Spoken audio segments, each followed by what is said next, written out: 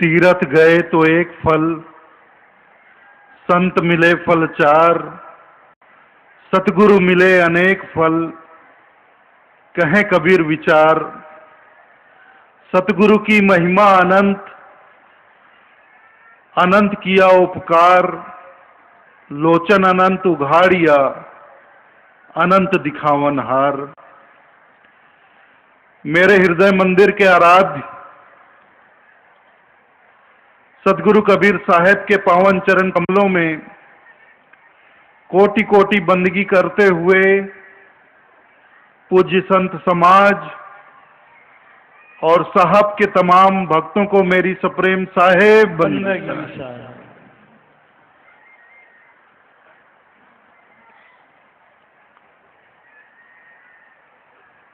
आज संत समागम समारोह में सत्संग सभा का अंतिम सत्र है।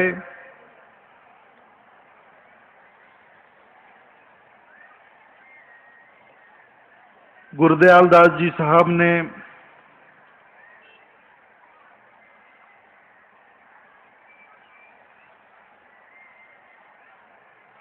कुछ कहने के लिए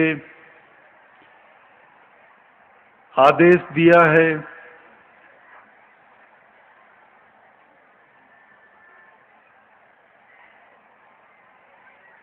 गुरु जी की ही कुछ स्मृतियां हैं।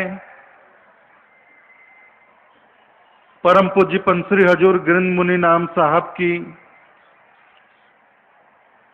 कुछ ऐसी बातें हैं जिनका स्मरण बार बार होता है।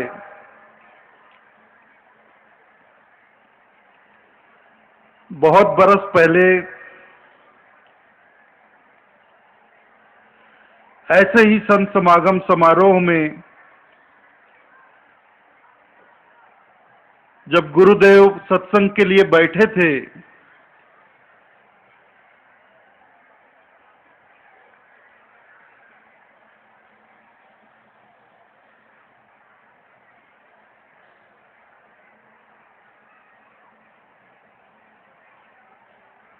तो किसी ने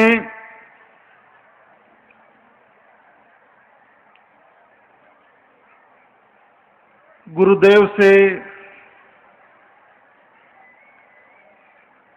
जानना चाहा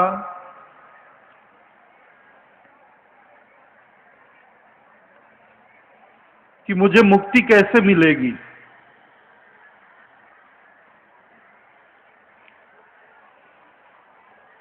मुझे मुक्त कौन कराएगा।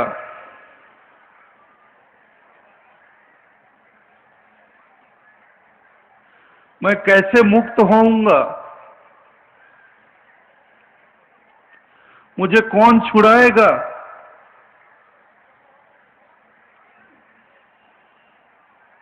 सदगुरु ने कहा है, अनेक बंधन से बांधिया, एक बिचारा जीव, अपने बल छूटे नहीं, तुम ही छुड़ाओ पीऊ।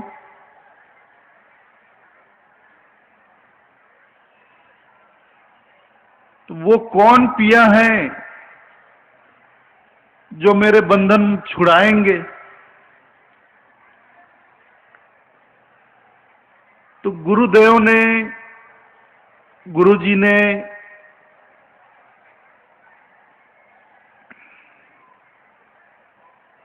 बहुत अच्छे ढंग से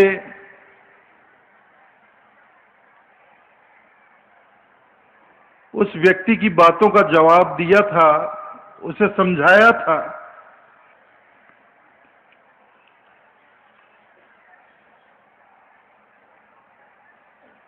उसी दिन का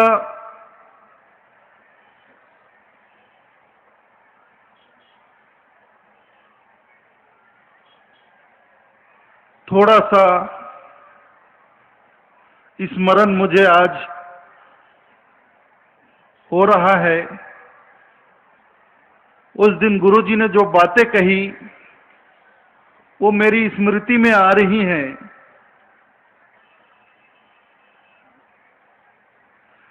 गुरुजी ने कहा था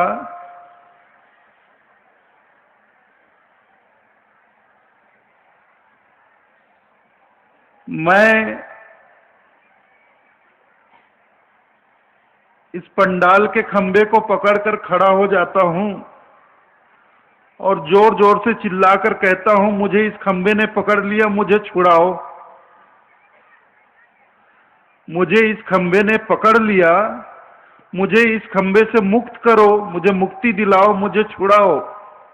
तो आप लोग क्या कहेंगे? आप लोग क्या कहेंगे?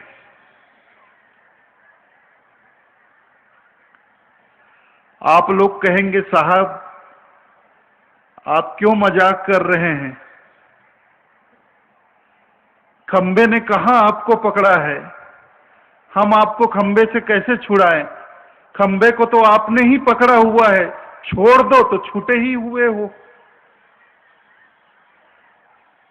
खंबे ने आपको थोड़ी ना पकड़ा है, आपने खंबे को पकड़ा है। खंबे को छोड़ दो तो आप छूटे ही हुए हो।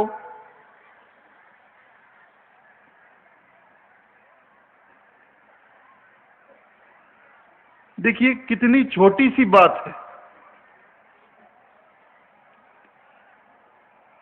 कितना छोटा सा दृष्टांत है। गुरुजी ने कितनी छोटी सी बात कही, लेकिन सोचो, विचार करो, क्यों भाई ये खंबा मुझे क्यों नहीं पकड़ सकता? ये खंबा मुझे क्यों नहीं पकड़ सकता? आप क्या कहोगे? खंबा तो मुर्दा है, खंबा तो बेजान है, वो तो जड़ है, वो कैसे किसी को पकड़ेगा? यही बोलोगे ना?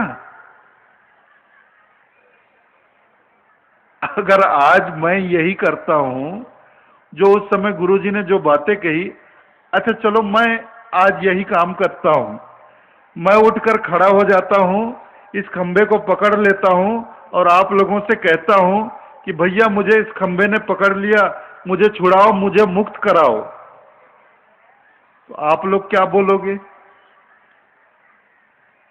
वही बोलोगे ना, आप मजाक कर रहे हो।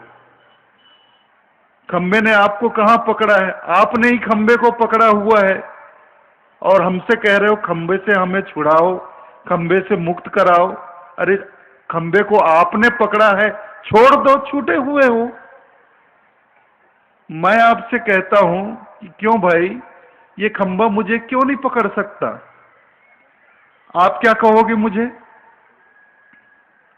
क्या कहोगे आप मुझे?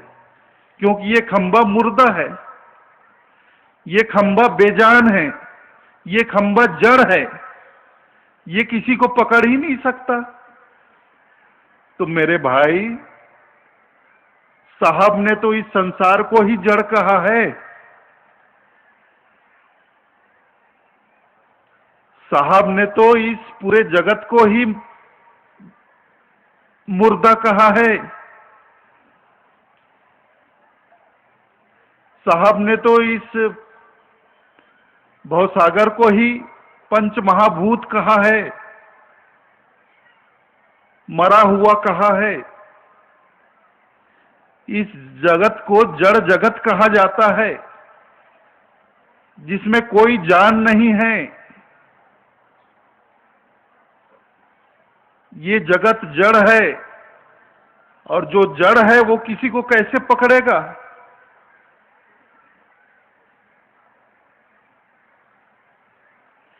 ये संसार जड़ है तो जड़ संसार किसी को कैसे पकड़ेगा?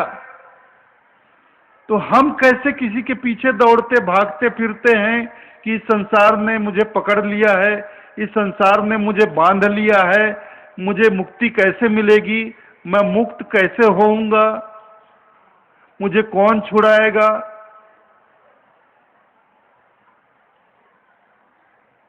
इस तरह हम कैसे किसी के पीछे दौड़ते भागते रहते हैं? ये संसार भी तो जड़ है, तो जड़ है तो संसार कैसे किसी को पकड़ेगा?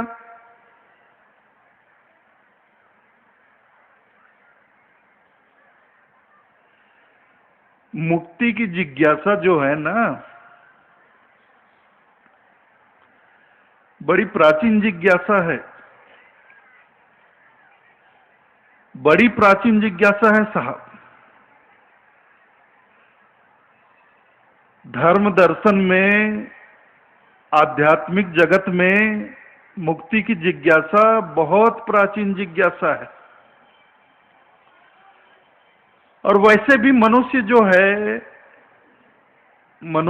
है वह स्वभाव से जिज्ञासु ही होता है। जिज्ञासा करना मनुष्य का सहज स्वभाव है।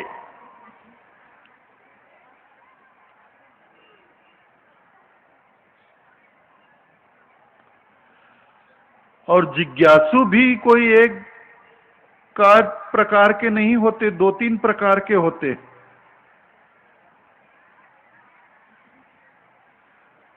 जो जिज्ञासा होती है वो एक प्रकार की जिज्ञासा नहीं होती, 2-3 प्रकार की जिज्ञासा होती। संसार में 2-3 तरह के जिज्ञासु होते। एक तो बच्चा जो होता है वो जिज्ञासा करता है।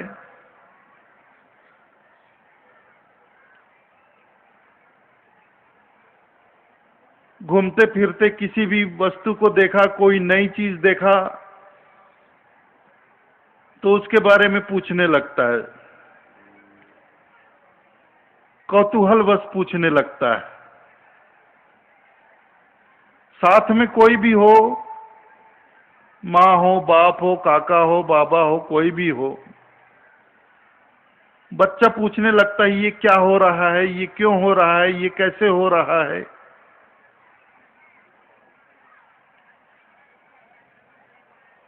वो कौतूहलवश पूछता है।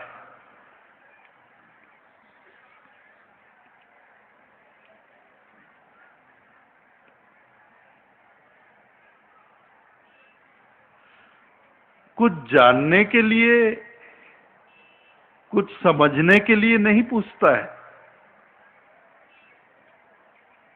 जैसे आसमान से पानी बरसा, आसमान से पानी बरसता हुआ देखा बच्चे ने, उसके मन में कौतूहल जागा कि ये आसमान से पानी कैसे गिरता है, ये ऊपर से पानी कैसे गिरता है, ये ऊपर पानी कहां से आता है। उसके मन में कौतूहल जागा। कौतूहल मतलब मन की खुजली। बच्चे के मन में खुजली मचती है। तो साथ में कोई भी हो, माँ बाप, काका बाबा जो भी हो, तो उनसे पूछता है बच्चा, बाबा ये ऊपर बादल से पानी कैसे गिरता है, कहां से पानी आता है। एक बार कैमरा लगा दो और चुपचाप बैठ जाओ।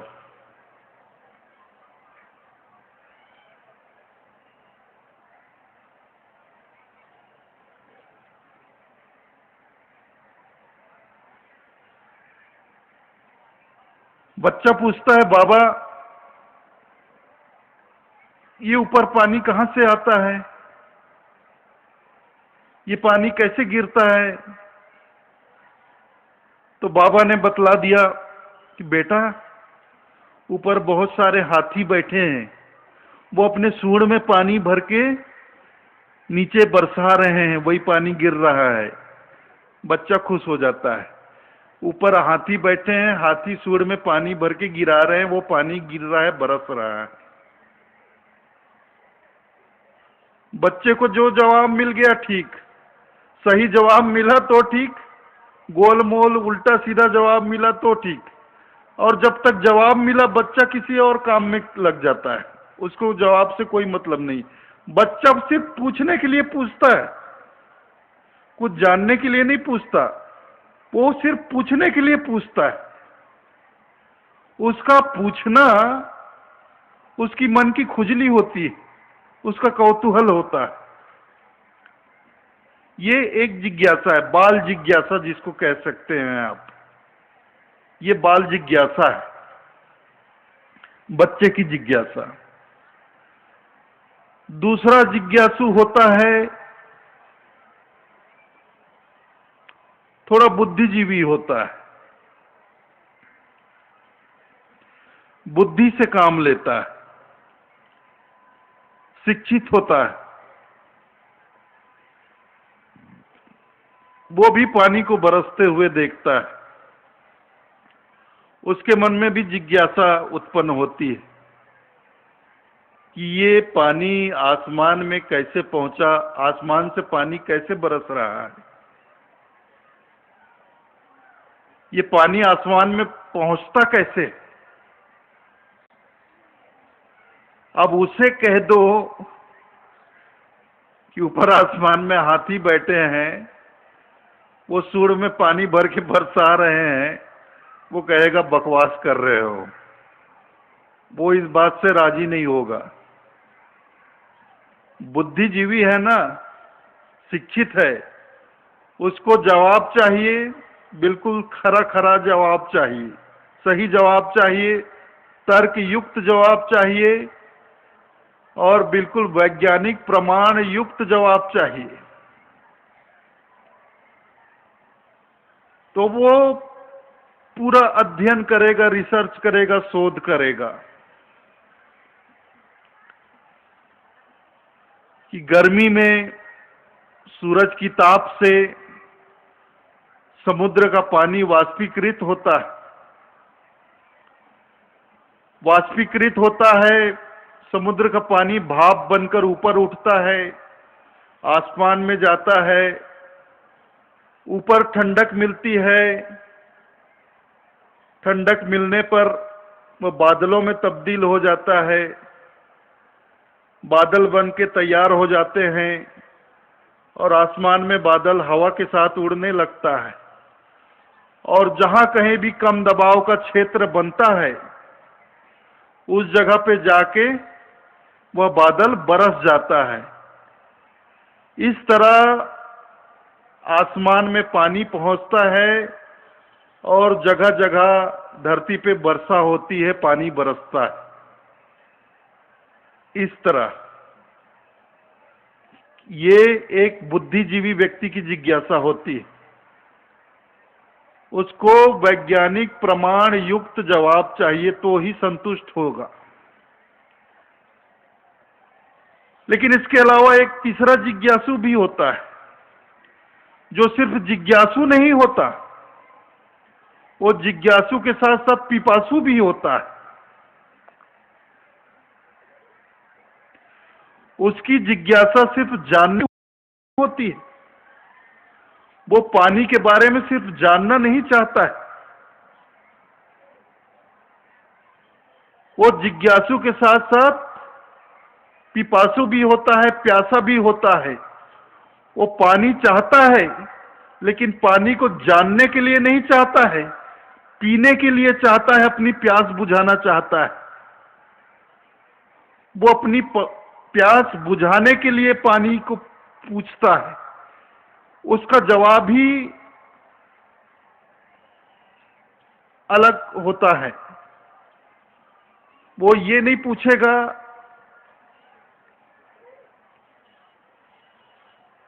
कि पानी आया कहां से, पानी बनता कैसे है, H2O का फार्मूला, उससे कोई मतलब नहीं, उसको कोई लेना देना नहीं कि आसमान में पानी कैसे पहुंचता है, पानी कैसे बरसता है, कुछ नहीं। वो कहेगा पानी कहाँ है, मुझे पानी कहाँ मिलेगा, मुझे बस इतना बता दो, पानी चाहिए मुझे, मुझे प्यास लगी है, मुझे अपनी प्यास बुझानी, मुझे छककर पानी पीना है।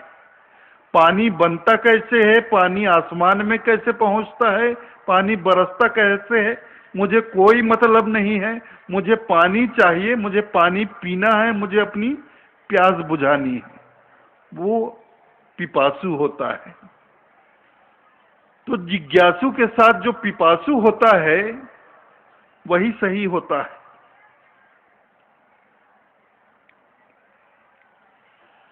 बच्चे की जिज्ञासा तो मन की खुजली हो गई, कौतूहल हो गया, बुद्धिजीवी की जिज्ञासा,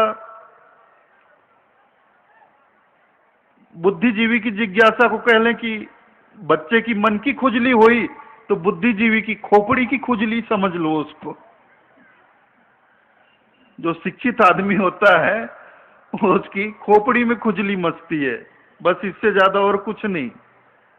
लेकिन पिपासु जो होता है वो प्यासा होता है, वो पानी पीना चाहता है, वो अपनी प्यास बुझाना चाहता है।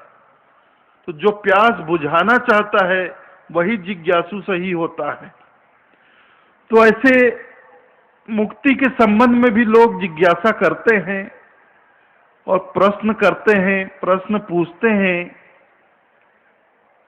तो हर कोई मुक्ति पाने के लिए या मैं मुक्त हो जाऊं इस भाव को लेकर मुक्ति के बारे में नहीं पूछता है। मुक्ति के बारे में कोई बच्चों की तरह पूछता है, सिर्फ पूछने के लिए पूछता है। उसको मुक्त होने से कोई मतलब नहीं है, वो सिर्फ पूछने के लिए पूछता है कि मुक्ति कैसे होती है। और एक अपनी खोपड़ी की खुजली मिटाने के लिए बात करता है कि मुक्ति ऐसे होती है, वैसे होती है, फलाने दर्शन में मोक्ष के बारे में ये कहा गया है, फलाने दर्शन में ये कहा गया है, फलाने महापुरुष ने मोक्ष के संबंध में ऐसा कहा है, वैसा कहा है।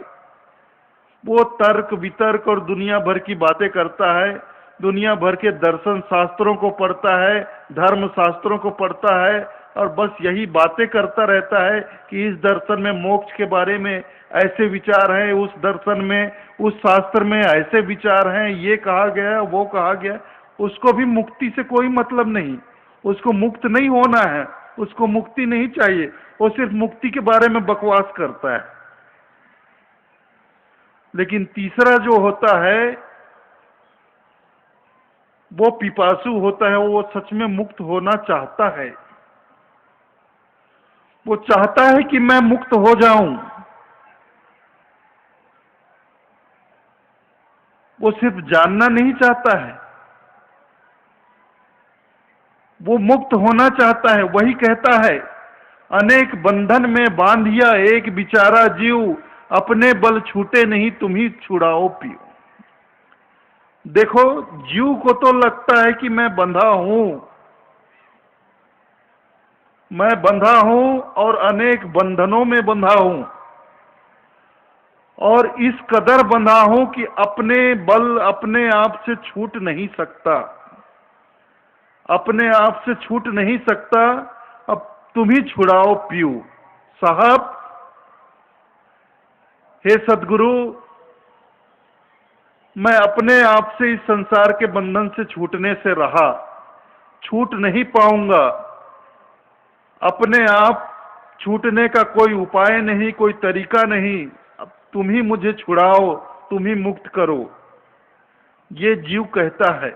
और देखो, उसके लिए ये कहना बड़ा स्वाभाविक है। क्यों स्वाभाविक है? क्योंकि वो अपनी स्थिति को बिसरा हुआ है, अपनी स्थिति को भूला हुआ है।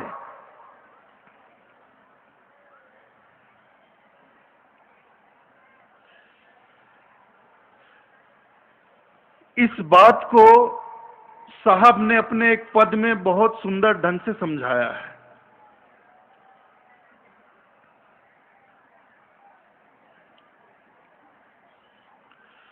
आपन पौ आप ही बिसरो, जैसे सोनहा कांच मंदिर में भरमद भूख मरो, जैसे मुट्ठी स्वाद में मरकट घर घर नचत फिरो, कहें कबीर ललनी के सूना तो ही कौन पकड़ो।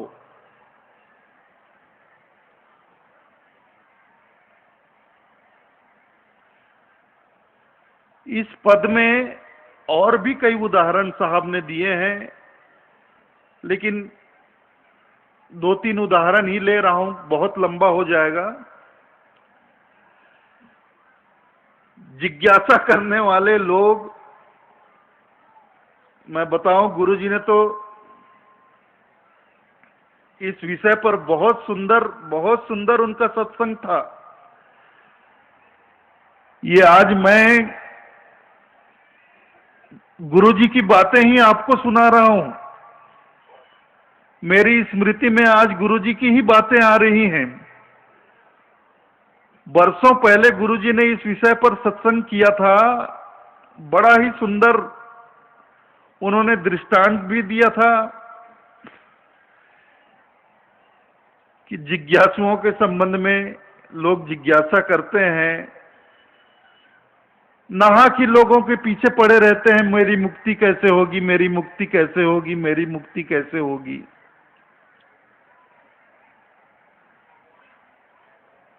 ऐसे ही एक लड़का था, गांव में एक लड़का रहता था। उसके मन में जिज्ञासा जाग गई कि मेरी मुक्ति कैसे होगी।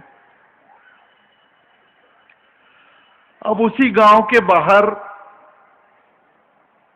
एक कुटिया में एक महात्मा जी रहते थे। जब लड़के के मन में जिज्ञासा जागी कि मेरी मुक्ति कैसे होगी, तो वो लड़का भागकर महात्मा जी के पास गया। महात्मा जी के चरण पकड़े और पूछने लगा, महात्मा जी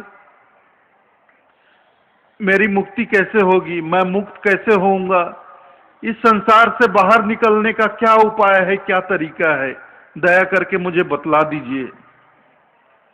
महात्मा जी ने उसकी ओर देखा, मुस्कुराए और चले गए, कुछ नहीं बोले। ऐसे कई दिन हो गए।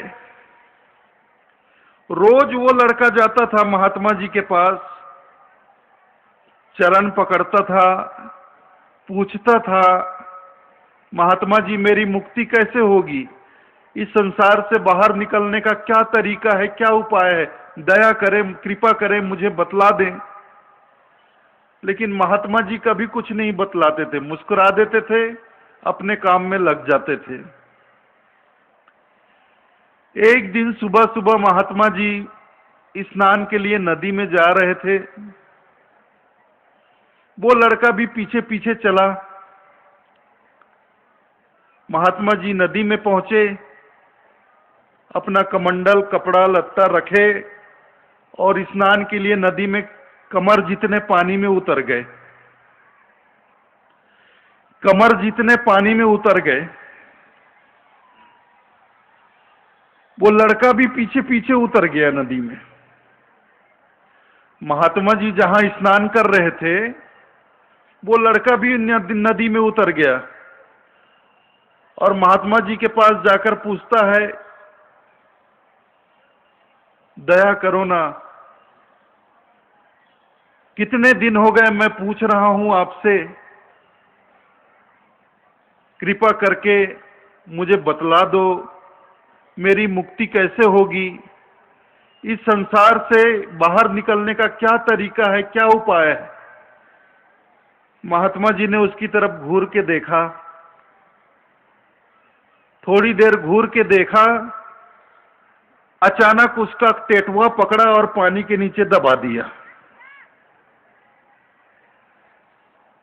महात्मा जी ने अचानक उस लड़के की गर्दन पकड़ी और पानी के नीचे नदी में दबा दिया और उसके ऊपर चढ़कर बैठ गए। अब उस लड़के की सांस बंद हो गई पानी में। वो तड़पने लगा, छटपटाने लगा, उसकी सांसें बंद। 10 सेकेंड हो गए, 15 सेकेंड हो गए, 20 सेकेंड हो गए, 30 सेकेंड हो गए, आधा मिनट हो गया। अब वो सांस लेने के लिए तड़प रहा है। ऐसे करते करते 1 मिनट हो गए। अब उस लड़के को लगा कि और थोड़ी देर मैं इसी तरह पड़ा रहा तो मैं मर ही जाऊंगा, जिंदा नहीं बचूंगा। जैसे ही उसे लगा कि अब मैं मर जाने वाला हूं, थोड़ी देर ऐसे ही और पड़ा रहा तो मैं निश्चित मर जाऊंगा। जैसे ये विचार उसके मन में आया, उसने जोर से उचाटा मारा, जोर से उचाटा मारा। महात्मा जी दूर जाकर गिरे। पानी से बाहर निकला, हांफता हुआ अपना श्वास ठीक किया। तब तक महात्मा जी अपना कमंडल कपड़ा लत्ता उठाकर घर की ओर चल पड़े। वो लड़का हाँफते हुए बाहर निकला, दौड़ते हुए फिर महात्मा जी के पीछे। अरे बाबा, आज तो मार ही डाले थे, अब दया करो, अब तो बतला दो मेरी मुक्ति कैसे होगी, इस संसार से बाहर निकलने का क्या तरीका है, क्या उपाय है। महात्मा जी ने उसकी तरफ देखा, मुस्कुरा दिए, कुछ नहीं बोले, कुछ नहीं बोले, अपनी कुटिया में चले गए। कुटिया में गए, पूजा पाठ किए, पूजा पाठ करके बाहर निकले। वो लड़का बहुत गुस्से में बाहर खड़ा हुआ था। महात्मा जी ने उसकी तरफ देखा तो लड़का फूट पड़ा।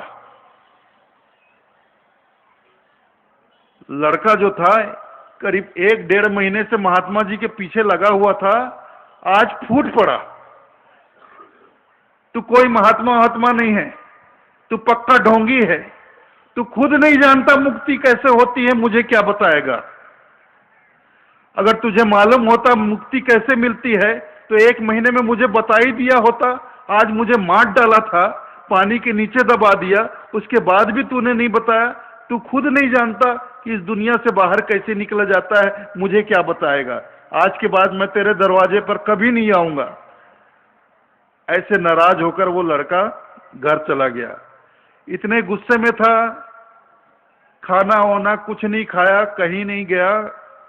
1 महीने से बस इसी धुन में लगा हुआ था, थक चुका था। घर गया, अंदर से दरवाजा बंद किया। गरीब लड़का था बेचारा, गरीब लड़का था। एक ही कोठरी थी, कच्चा मकान था, एक दरवाजा था। अंदर गया, दरवाजा अंदर से बंद किया, खाट पे जाके सो गया। 1 महीने से थका हुआ था, सोया तो सोते ही नींद आ गई उसको, खाट में पड़ते ही नींद आ गई उसको। अब वो खर्राटे लेकर सो रहा है, कब रात हो गई उसे पता ही नहीं चला। रात हुई, सारा गांव खा पीकर सो गया।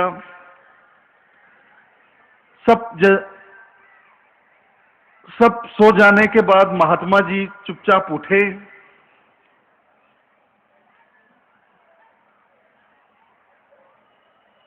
घासलेट का एक डिब्बा लिया और उस लड़के के घर के पास पहुंचे।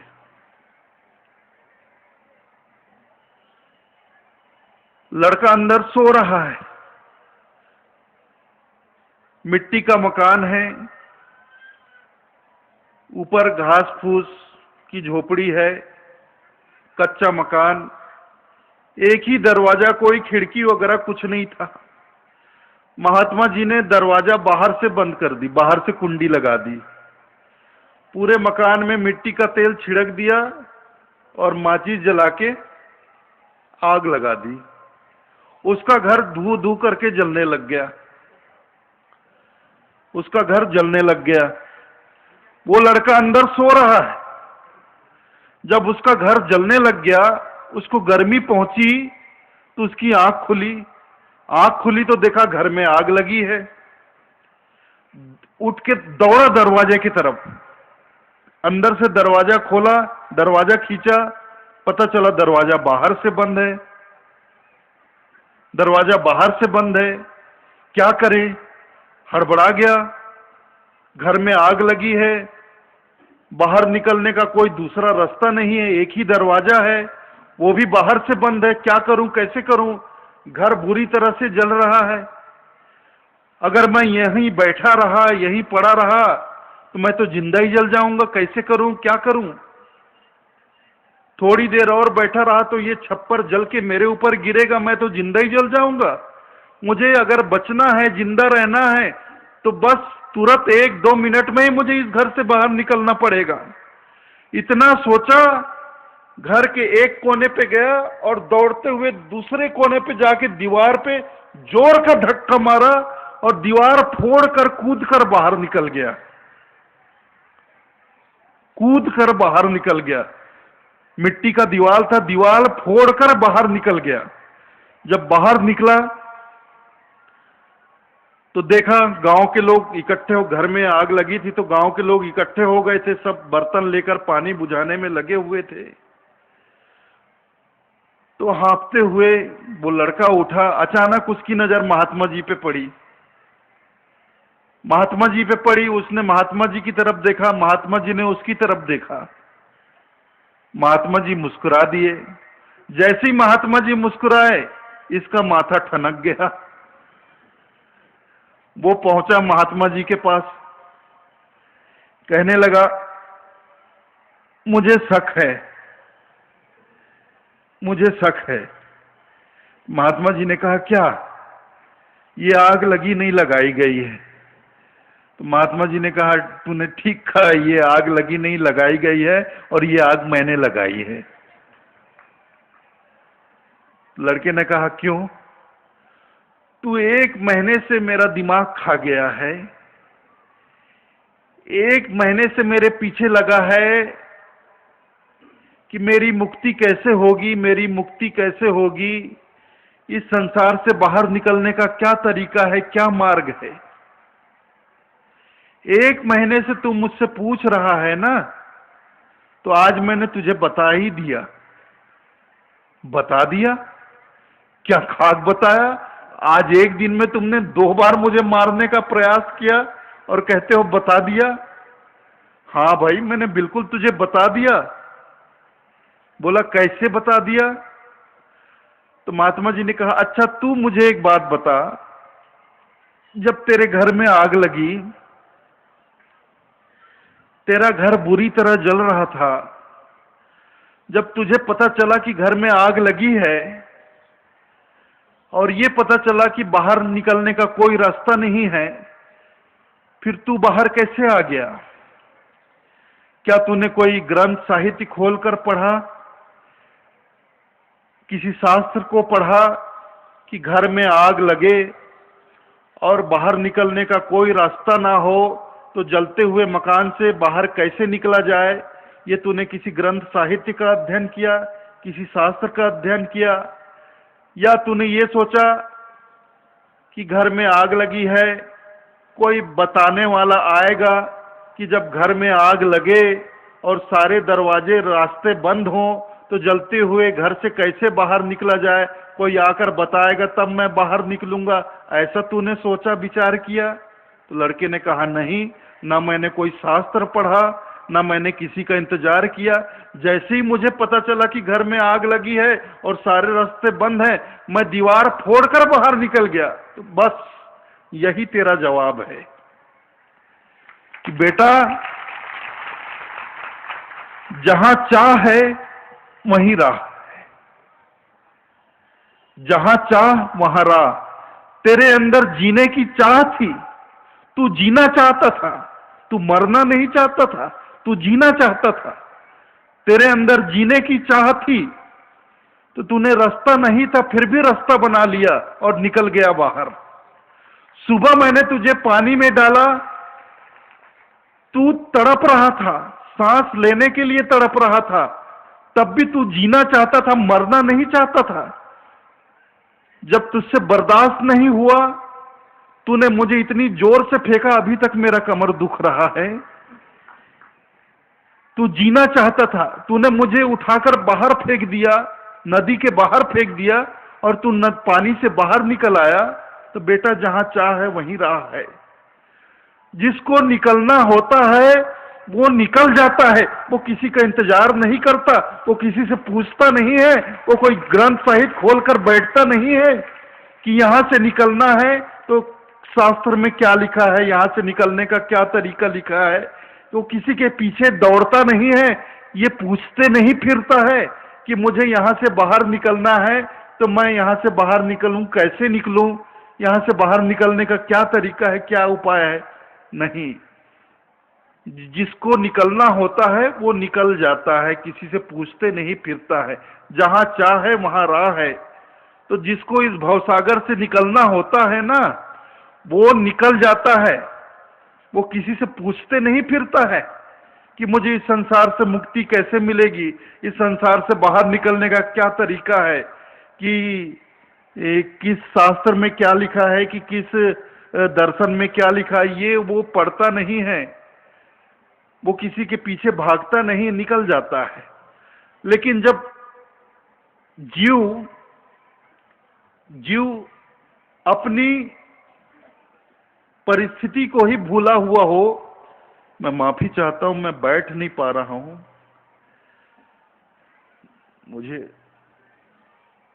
मैं चेयर में बैठ जाता हूं।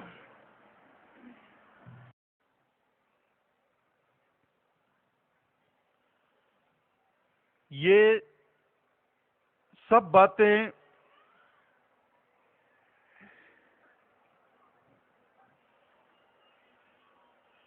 समझ में आती हैं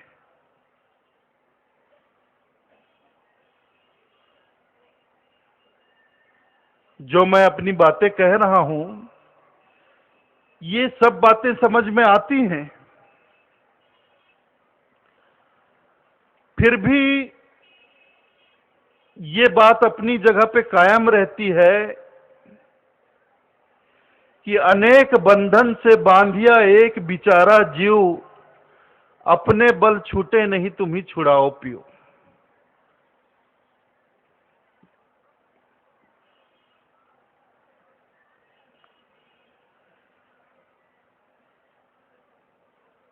ये बात सच है कि जहां चाह है वहां राह, जिसे निकलना होता है निकल जाता है। लेकिन जीव अगर अपनी परिस्थिति को भुला दे तो उसके लिए समस्या खड़ी हो जाती है।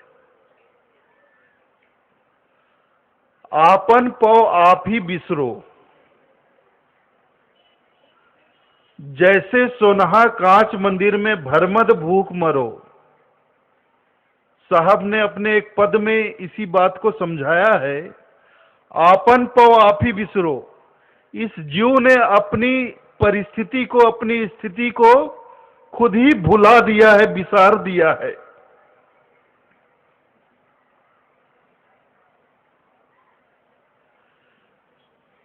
जैसे सोनहा कांच मंदिर में भरमत भूख मरो। जीव कहता है मैं संसार में फंसा हुआ हूं, बंधा हुआ हूं, अनेक बंधनों में बंधा हुआ हूं। वास्तव में वो बंधा हुआ नहीं है। संसार कभी किसी को बांध ही नहीं सकता, क्योंकि संसार तो जड़ है। यह संसार 5 तत्वों से बना है। चिति जल पावा गगन समीरा जिसे कहा जाता है, और इन 5 तत्वों को पंच महाभूत कहा गया है।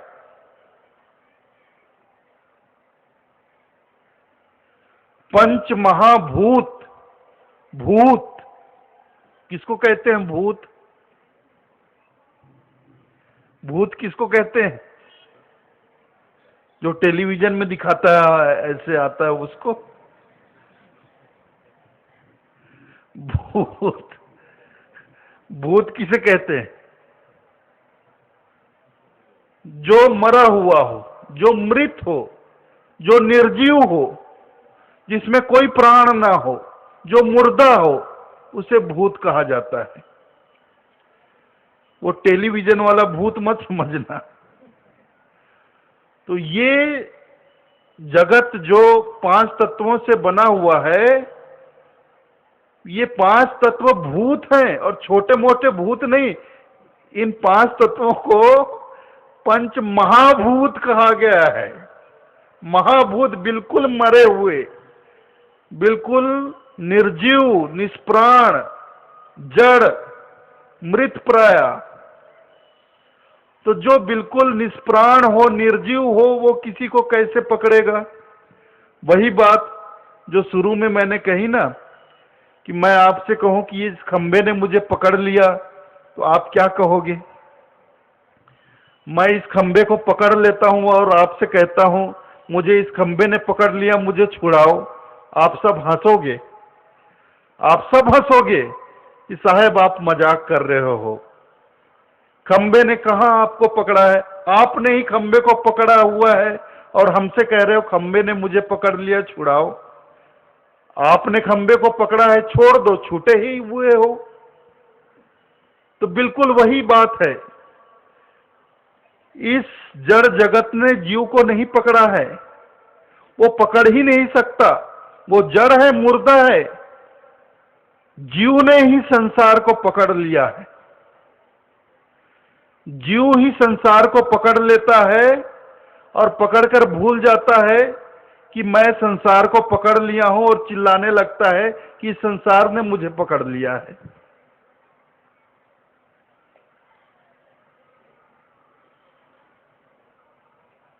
देखिए, ये बड़ी अनोखी घटना है और ये बड़ी सत्य घटना है। जीव के साथ ये बड़ा एक खेल हुआ है। इस संसार में आने वाले जीव के साथ ये एक बड़ी घटना हुई है। इस जीव ने ही जड़ को, संसार को पकड़ लिया है और भूल गया है, और उसे लग रहा है कि संसार ने उसको पकड़ लिया है।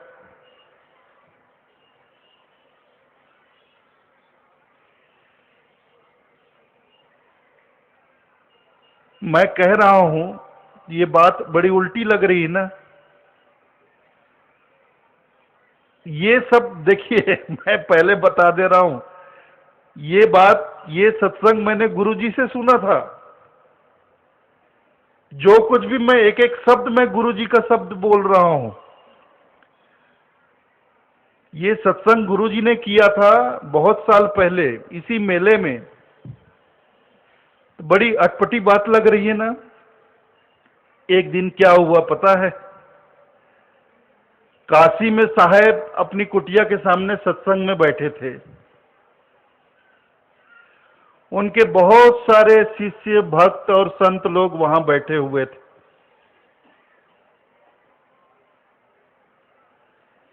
सत्संग चल रहा था। तभी एक धोबी वहां से गुजरा, अपने गधे के साथ एक धोबी वहां से रास्ते से गुजरा। तो साहब ने कहा, देखो धोबी कैसे बंधा हुआ जा रहा है।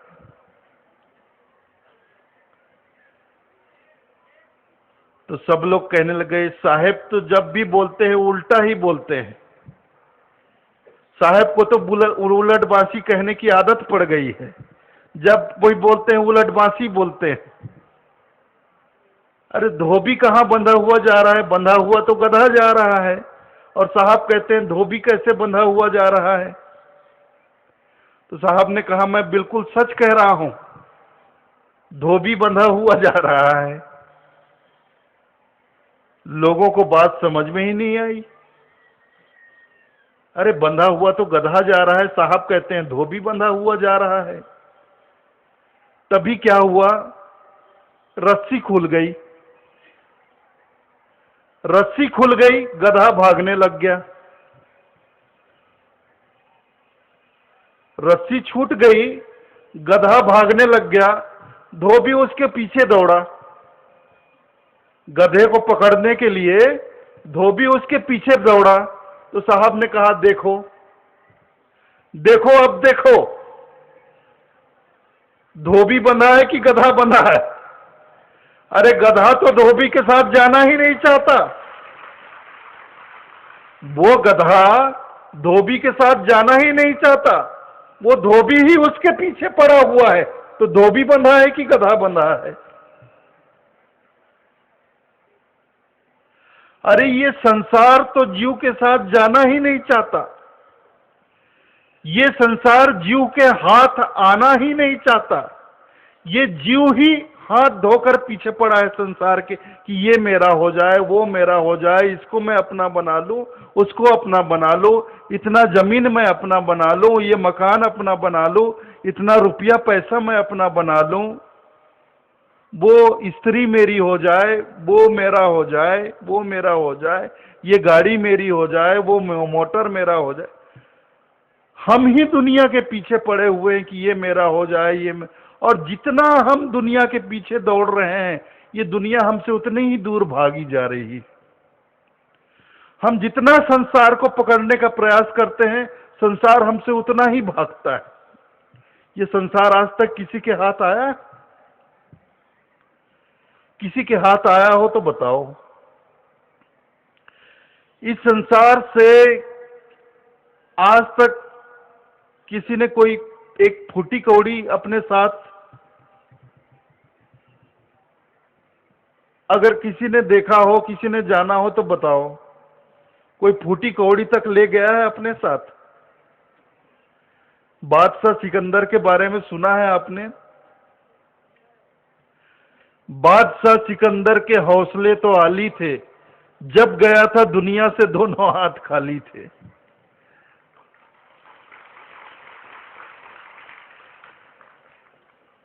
हम संसार को बटोरना चाहते हैं, ये मेरा हो जाए, ये मेरा हो जाए, ये मेरा हो जाए। अपने खातिर महल बनाया, आप ही जाकर जंगल सोया। अपने खातिर महल बनाते हैं, घर बनाते हैं, मकान बनाते हैं, जमीन जायदाद बनाते हैं, रुपया पैसा इकट्ठे करते हैं, लेकिन एक दिन क्या होता है? जाकर जंगल में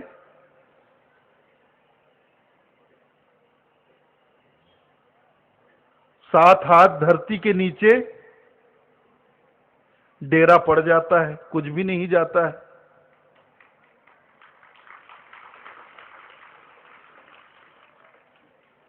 नहीं, क्या गया? देखिए ना, बताइए, संसार से आज तक किसी के साथ कुछ गया है? बादशाह सिकंदर को जुनून सवार हो गया था कि मैं इस पूरी दुनिया में फतह हासिल करूंगा, और एक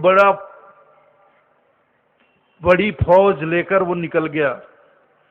युद्ध करता हुआ आगे बढ़ता गया, जीतता गया, जीतता गया, आगे बढ़ता गया। ऐसे करते करते करते लगभग उसने पूरी दुनिया को जीत लिया।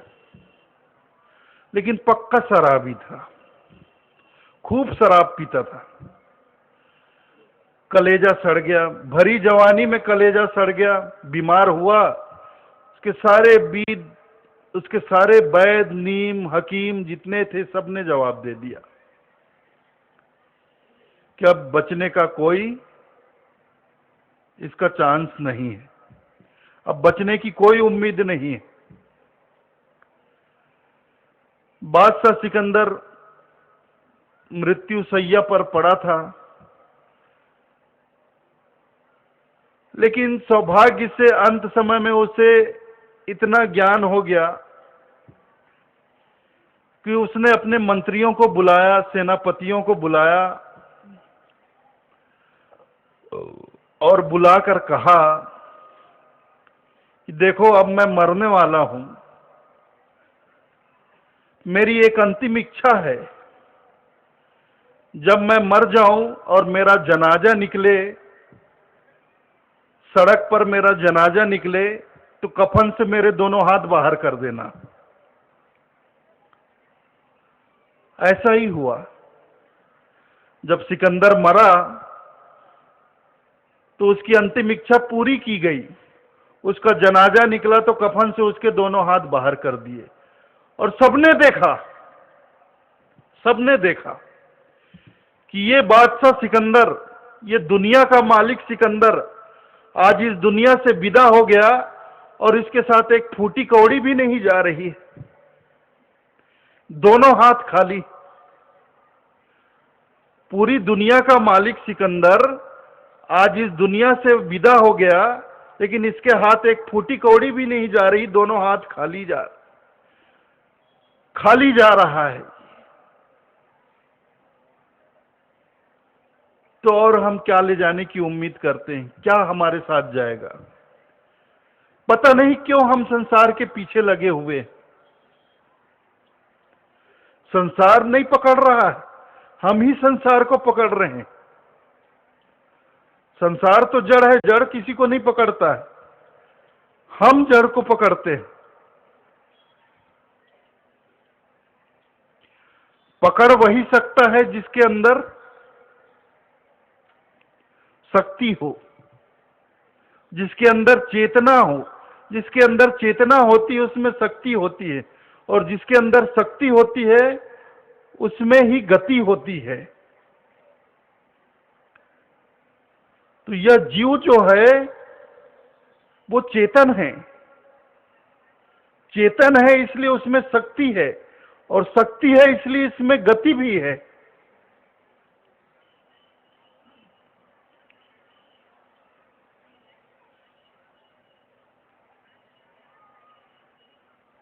ये शरीर जो है, आपका हमारा सबका शरीर है, ये शरीर किससे बना है? ये भी 5 तत्वों से बना हुआ शरीर है। ये शरीर भी 5 महाभूत से बना हुआ है। लेकिन इस शरीर में वह जीव उतरा हुआ है, तो उस जीव की शक्ति के कारण इस शरीर में शक्ति आ गई। उस जीव की गति के कारण इस शरीर में गति आ गई। शरीर तो जड़ है, लेकिन इसमें चेतन जीव उतरा हुआ है। अब उस चेतन जीव के उतरने के कारण इस जड़ शरीर में गति आ गई है। यह जड़ शरीर चलने लगा, फिरने लगा और उठने लगा, बैठने लगा, सोने लगा, रोने लगा, गाने लगा, हंसने लगा, बोलने लगा, खाने लगा, पीने लगा, है ना?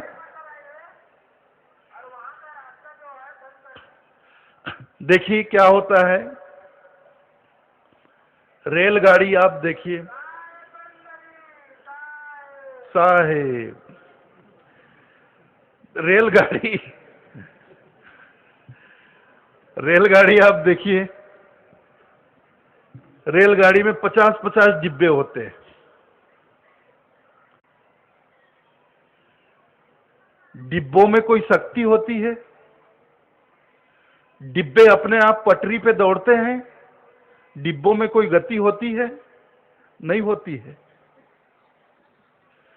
सारी शक्ति, सारी गति इंजन में होती है। डिब्बे अपने आप पटरी पे नहीं दौड़ते हैं, उसमें शक्ति ही नहीं है, उसमें कोई गति ही नहीं है। सारी शक्ति और सारी गति इंजन में होती है। लेकिन उन डिब्बों को जब इंजन के साथ जोड़ दिया जाता है, तो इंजन की शक्ति और इंजन की गति के साथ सारे डिब्बे पटरी पर सरपट दौड़ने लगते हैं।